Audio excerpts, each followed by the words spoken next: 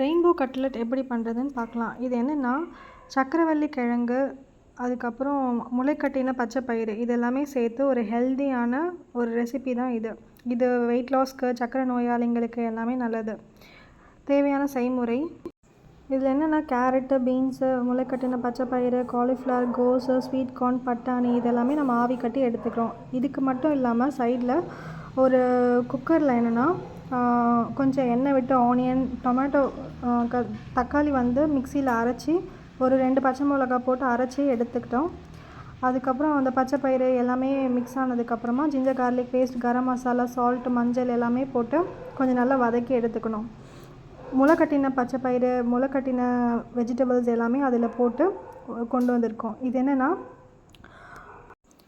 இப்போ இதெல்லாமே சேர்ந்து ஒரு நல்ல உருண்டையாக இறுக்கி பிடிச்சி வச்சுருக்கோம். இப்போ என்னென்னா, ஒரு 2 பேக்கெட் ப்ரெட் வந்து தனியாக டோஸ்ட் பண்ணி நல்லா டீப் ஃப்ரை பண்ணி எடுத்துக்கிறோம்.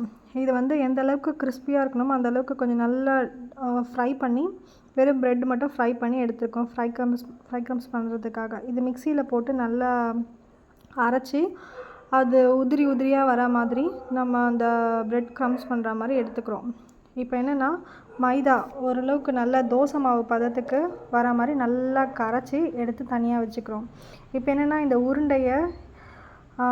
உருண்டையை வந்து மைதாவில் இருக்க அந்த மாவு கரைசலில் போட்டுட்டு அந்த ப்ரெட்டோட துகளில் போட்டுட்டு 2 பேன் வச்சு அந்த பேனில் ஒன்றா வச்சு எண்ணெய் ஊற்றி நம்ம அந்த கட்லெட்டை பண்ணுறோம். இது வந்து இந்த சம்மருக்கு ஈவினிங் ஸ்நாக்ஸ் போல் நம்ம இதை எடுத்து பண்ணலாம். உடம்புக்கும் ரொம்ப நல்லது. எந்த ஏஜ் குரூப்னாலும் எல்லாருமே நம்ம சாப்பிடலாம். முக்கியமாக பிள்ளைங்க இதை விரும்பி சாப்பிடுவாங்க. அதனால நீங்களும் ட்ரை பண்ணுங்கள்.